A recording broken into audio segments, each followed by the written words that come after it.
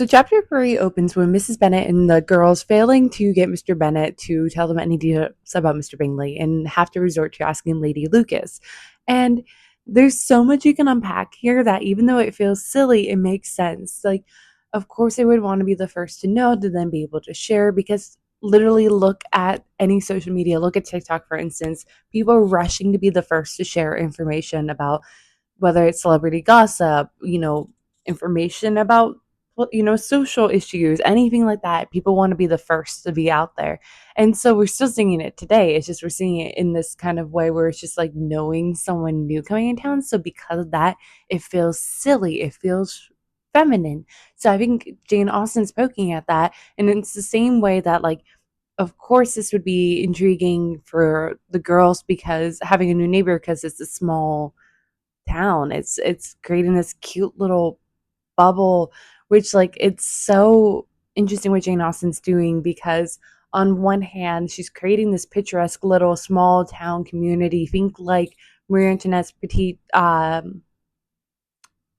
always want to say de Chateau Manon. I like always forget the second of the name, and I always have to Google it. But her like little pastoral cottage with her little sheep and her little fake likeness of having a countryside without the dirt and grime.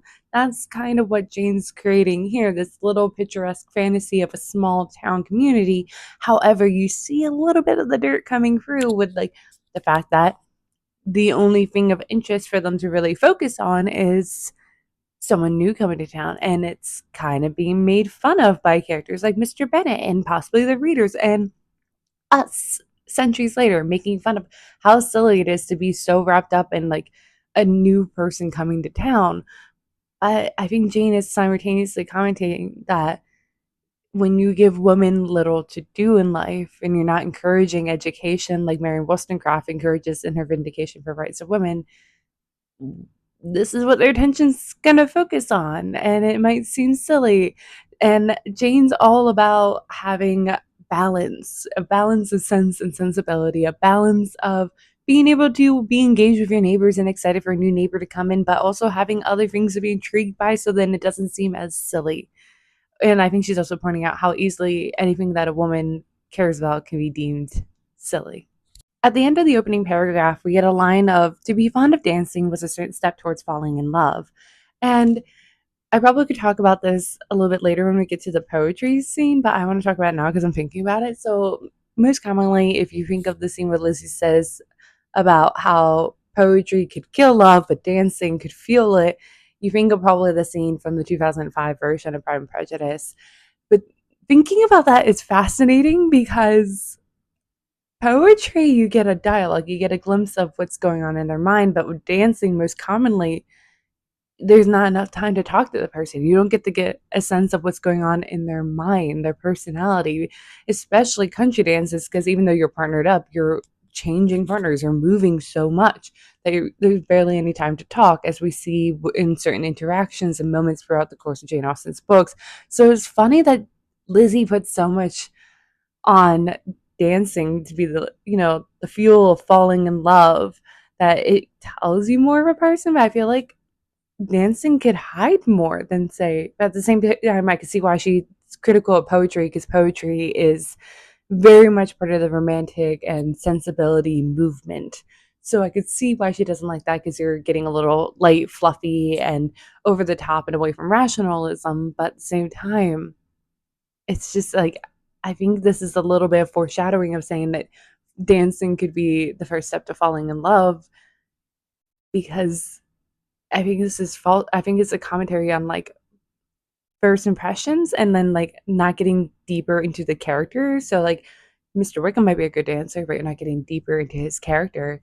Um, because Mr. Darcy's not dancing, you don't know more about his character. But when she does learn about his character, like she loves him. So it's interesting. I think it might also be a commentary on like marriages at the time, that you're falling in love with someone based off a couple dances, never really getting to know their thoughts and feelings and how they react to situations, for example. So I this whole thing with dancing, now that I'm like looking at this like with a literary lens, there's so much there you can unpack. Again, it's just one simple line. I'm like just pulling you back like an onion. Like, what are you trying to say, Jane? From this excerpt, we get that Mr. Bingley had returned Mr. Bennet's visit, and Mr. Bingley had hoped to catch sight of the young ladies of whose beauty he had heard much, but he saw only the father. And the beauty of the girls in this town, one, is giving them the main character energy needed for the story, but it also is setting them apart. That in this small town, in this community where you're not meeting many people of as much wealth and class as, say, Darcy and Bingley, there's only, and like the class like ranks are kind of level. Most of the other families in this community seem to be on equal standing. The thing that then differentiates you is beauty, but we also know, I think Jane is commenting on how beautiful young ladies can move classes more easily than slightly unfortunate ladies.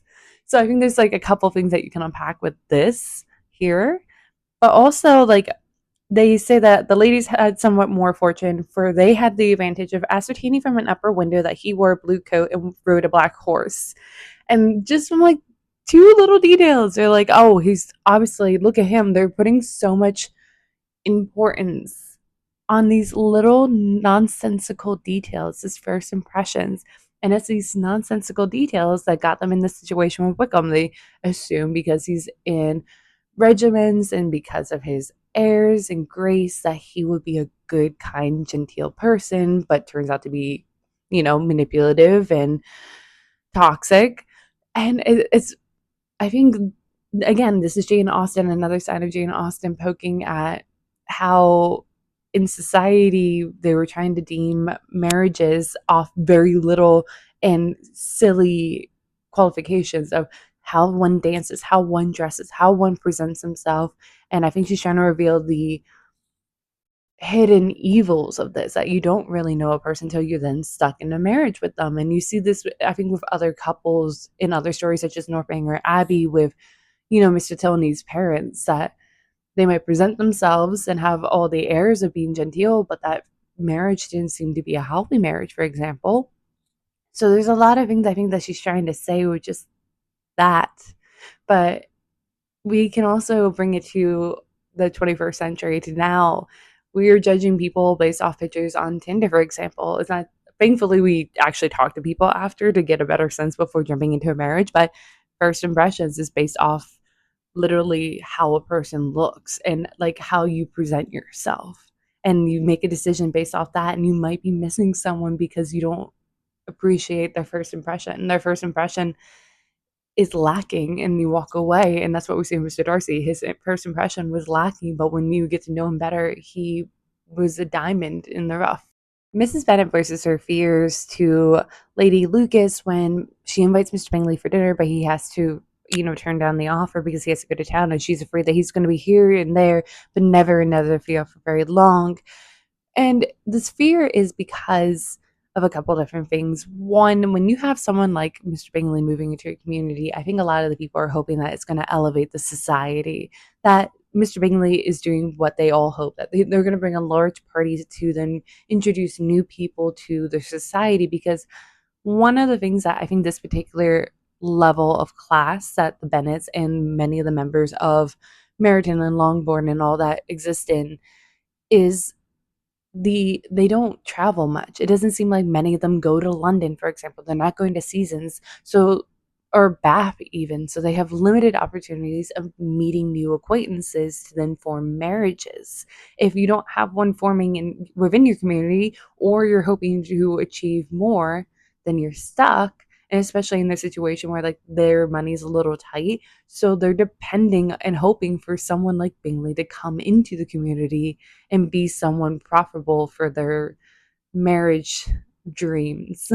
And just to add on to that last point, it's illustrating and illuminating the restraints on women, that they couldn't travel as easily, they can't do this, that they're like dependent on kind of like fate to intervene and change their lives. And that's why people might pick bad marriages, because that's the only options you had. It's the limiting of options for women, I think, is what Jane is trying to communicate. When the girls learn that Mr. Bingley has returned to London but plans on returning in time for the ball and is bringing a large party with him, They then agreed because they learned that he's apparently bringing 12 ladies and 7 gentlemen with them, but then are comforted the day before the ball when they learn that no, it's actually he's bringing 6 with him and their 5 sisters and a cousin. And when the party entered the assembly room, it consisted of only 5 altogether: Mr. Bingley, his 2 sisters, the husband of the eldest, and another young man. Now, there's a couple things I think that Jane's doing here. On one hand, it is a humorous kind of silly moment because Jane Austen is a humor kind of writing author. And it's silly and it's funny because it's so normal, this experience, not only in their time but in ours. Imagine you have a crush on a guy and you're so excited that he's coming to the same party as you, but then you learn that he's bringing his group of friends and a couple of his really hot friends are girls, and then all of a sudden you get a little paranoid because you're like, wait a minute, he's maybe going to only want to talk to his group of friends, and this decreases my chance of getting his attention and meeting him and becoming acquainted with him. And then you add on in this book the whole decorum situation of being introduced to them, and this, there's a whole production that needs to be done. So it's funny to, readers of her time, contemporary and modern readers, we can relate to the situation of being paranoid and blowing things out of proportion, which also we have to remember what I said earlier in this book, that for the ladies of this is extremely important because it's not like these ladies can travel, and especially not these particular ones because of their socioeconomic standing. It's not like they're going to London for a season. They're dependent then on either liking someone within their community or someone outside their community coming in. That's why they're so excited about the military men. That's why they're so excited about Mr. Bingley and his party, because it means there's more options of suitors. But if you have more ladies, then there's more competition. But also, I think this is setting up the stakes for later conflicts, is showing how easily things can be blown out of proportion. Look how easily Meryton picks up this tale of Mr. Darcy being proud and snubbing him. Well, as much as I can, because he is higher on the social pecking order than them. But also, like with the Lydia situation of her running away, no wonder they want to keep it under wraps, because look how easily things can be blown out of proportion. So normally in books, it's a tricky situation of describing a character without it being info dumping and making it feel natural. And I think Jane Austen does a good job with this, but also it has an added layer of the whole first impression theme that she is trying to focus on in her story. So we get Mr. Bingley was good looking and gentlemanlike. He had a pleasant countenance and easy, unaffected manners. His sisters were fine women with an air of decided fashion. His brother-in-law, Mr. Hurst, merely looked a gentleman, but his friend, Mr. Darcy, soon drew the attention of the room by his fine, tall person, handsome features, noble mien, and the report it was in general circulation within 5 minutes after his entrance of his having 10,000 a year. And I love this because it doesn't tell us complete description, doesn't tell us like their hair color or their dress, but with precise wording and concise, we can imagine ourselves with how they look. And it also is giving us our first impression, a very good first impression of this party, which then later actions is either going to support or dispute. So yes, Bingley still will continue to be gentlemanlike, but very easily persuadable, as we later see. So you don't see that based off first impression. His sisters are fine ladies. They present themselves that way, but they are very mean and they're very nitpicky, and they would rather push someone down to push themselves up. We learn that for their later actions, but you wouldn't be able to tell that from first impressions and walking in. You're assuming because they're dressed finely that they would be a nice, good couple, pairing. And Mr. Darcy is obviously the other perfect example of, just because he is tall and handsome and has 10,000 a year, they assume obviously he is the epitome of nobleness and gentlemanly, and he is what everyone should aspire to. And then his personality squashes it. And then we get the reverse kind of going on with Mr. Wickham too. So I think the point of the story, I think, for Jane Austen is that she's trying to teach her readers to be wary of first impressions, that you shouldn't marry or judge entirely based off first impressions. First impressions are important, but you need to get to know a person because they're going to reveal themselves the more you talk to them, which again, I talked about earlier, how it's so funny that Lizzie likes dancing because that is a thing that you might do. The only time you might actually be kind of semi alone with a suitor, but you're also not able to talk with that suitor. So you're really still not getting to know them that well. You need to talk to the people, which I think that's what Jane is promoting, that you really should talk to the people to really get to know them. So to reiterate what I just said, we get the lines of the gentleman pronounced him to be a fine figure of a man, Mr. Darcy, by the way. The ladies declared he was much handsomer than Mr. Bingley, and he was looked at with great admiration for about half the evening, till his manners gave a disgust, which turned the tide of his popularity, for he was discovered to be proud, to be above his company, and above being pleased, and not all his large estate in Derbyshire could then save him from having a most forbidding, disagreeable countenance, and being unworthy to be compared with his friend. And I think this is also her calling out the fantasy, which was a big thing of the time, of people being worried that women were getting fantastical notions in their head about love, marriage, and those kind of things. And I think Jane is leaning into those fantastical notions while simultaneously grounding us back into reality, that, you know, most of the other stories and her time, but also our time, the love interests are often, maybe richer. They're a lord, they're a prince, they're a billionaire, and they're so kind and stuff. Or even when they're disagreeable, they turn out to be kind and genteel and amazing. Look how amazing they are. And they're Mr. Darcy's proudness upon his other second impression, is showing maybe more of a reality that those of that class probably would be proud and a little stuck up, and maybe there is a reason behind it. And Mr. Darcy does have a reason. There's a couple of reasons I can probably think off the top of my head why someone might present themselves that way. And so I think it's not Lizzie, Jane calling out the fantasy, Jane calling out the disappointment that young ladies might have in reality with these particular kind of situations. They might find themselves believing this illusion that they're going to find the prince amongst their company that comes in, but really he might be proud, he might not be perfect, he's flawed. And I think I like the flaws a lot that she's illustrating here, that, like I said in a different video, this is definitely her most wish fulfillment kind of book compared to her others. But the reason why it works and doesn't feel so much like a rags to riches or feels so much like a wish fulfillment is because her characters in all this are extremely flawed compared to others, where oftentimes the main characters are perfect, or you can scrub away their flaws in the case of Pamela, or try to. I don't condone. To reiterate what I was just saying, Mr. Darcy shows that with him only dancing Mrs. Hurst and Miss Bingley, declined being introduced to any other ladies. This is exactly what the ladies feared when they heard that Bingley was bringing a party of like 12, that the young possible suitors would only socialize with the young ladies of their own party. And it's such a funny situation. Like, of course, Samaritan ladies would get their feathers in a ruffle over this, because this is their only opportunity of meeting other suitors. But at the same time, it kind of is calling back to the opening line of, it's a truth universally acknowledged that a single gentleman in possession of a fortune would be in want of a wife. That, and then the following of like, is not aware yet that he will become the possession of one such lady or another, or one such family or another. That they're seeing him as an object just as much as the ladies are an object. And no wonder Mr. Darcy would be a little proud and standoffish, because he probably has been targeted in such ways in other scenarios of being seen as a commodity and less of an actual person. So I love that Jane is doing this like kind of reverse. Usually the ladies are a commodity being seen to like be picked up, to be used, to be owned.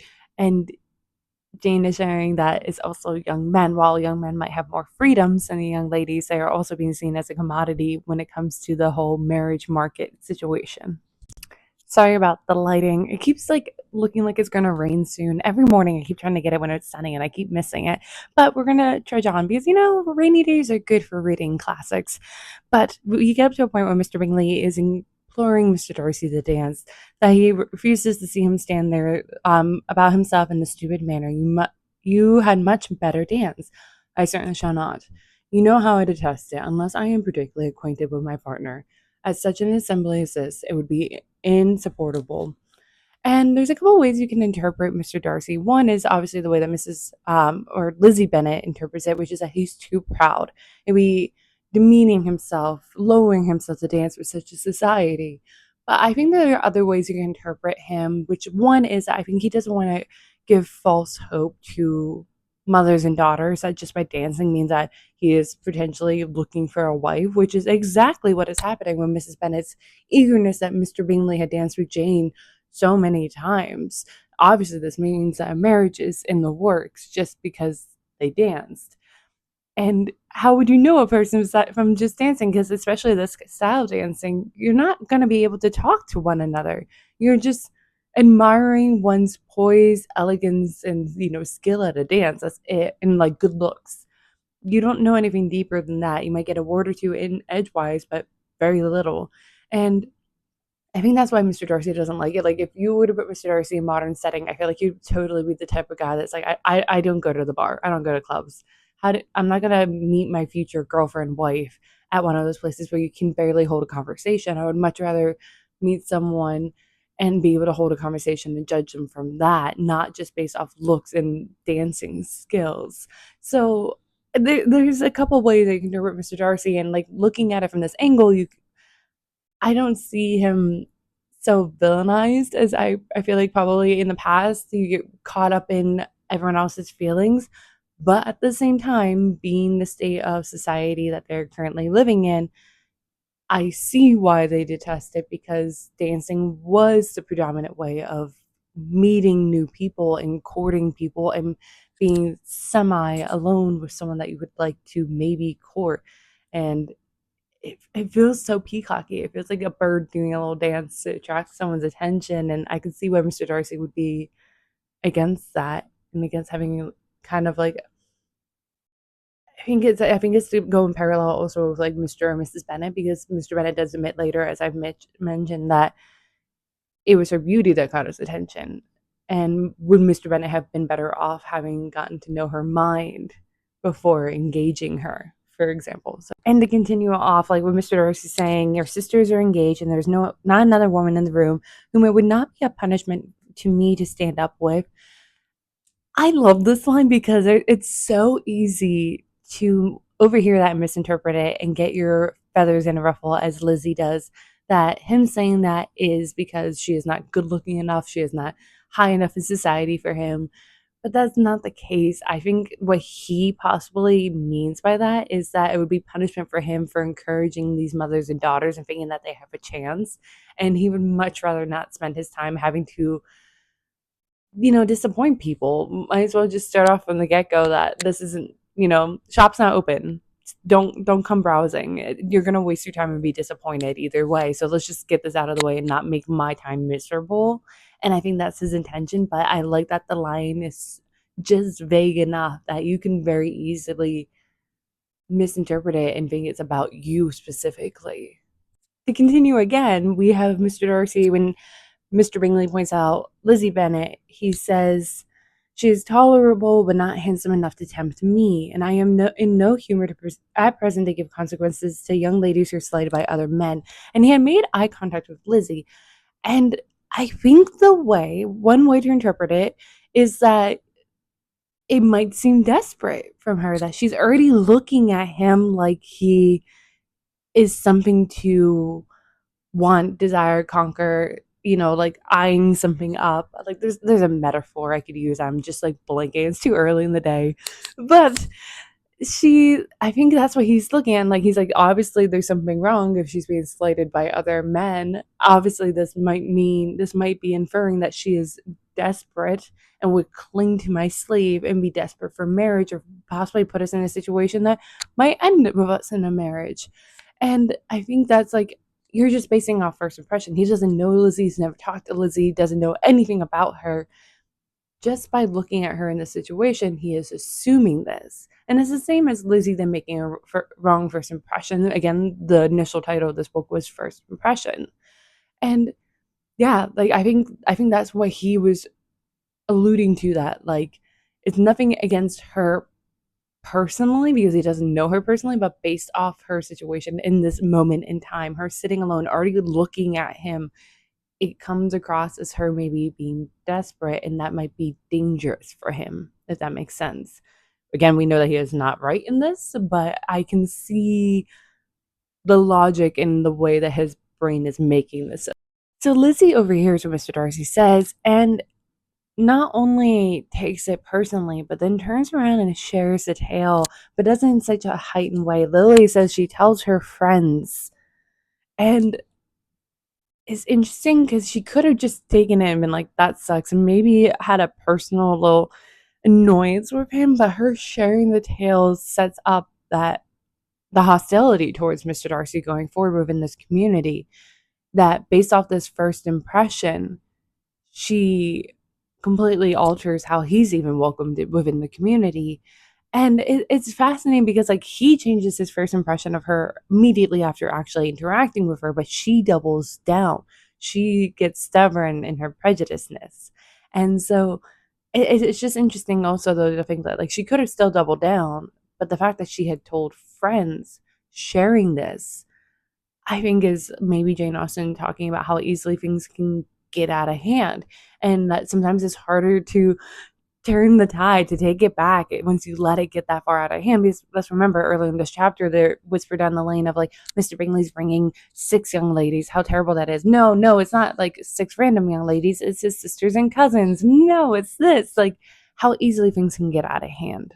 I also like on page 14 in my copy, we get this like one paragraph that gives us a very succinct impression or like snapshot of each of the girls, like Mrs. Bingley being so thrilled of how Mr. Bingley and the other Miss Bingleys had enjoyed Jane's presence. And like, so we're seeing that her entire identity in Wharf is being centered around how her daughters are being accepted, and more specifically Jane and how well they would do.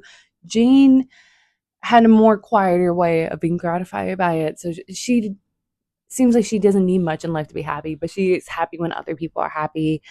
Lizzie felt Jane's pleasure. She's focused on Jane. She focuses on family and others.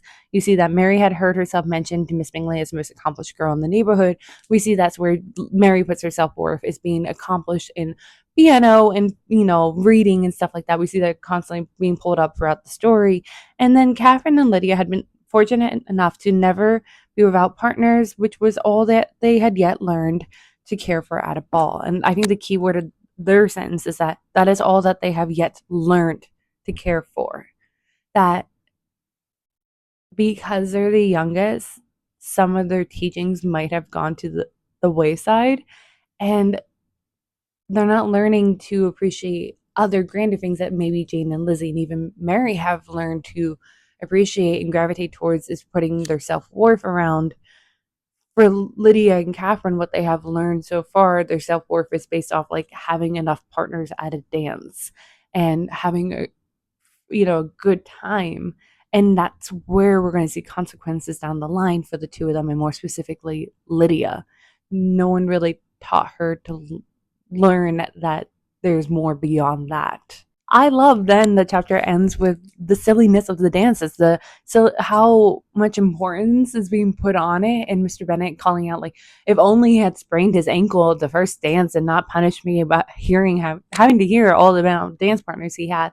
But like, it's funny too that Mrs. Bennet's trying to like list out like he danced with this person, Jane again, and this person, and like it's showing like, does it really matter who he danced with? If he danced with practically everyone, yes, he danced with Jane twice. That's great, but like that doesn't mean anything. It just happens that it worked out in their favor. It does mean something with Jane and Mr. Bingley, but it could have very easily not have meant something. Think of Jane Austen's own life with Tom. They danced, but it didn't mean that they got married in the end. And I think that's one of the things I think Jane Austen's bringing up here. Soundstripe.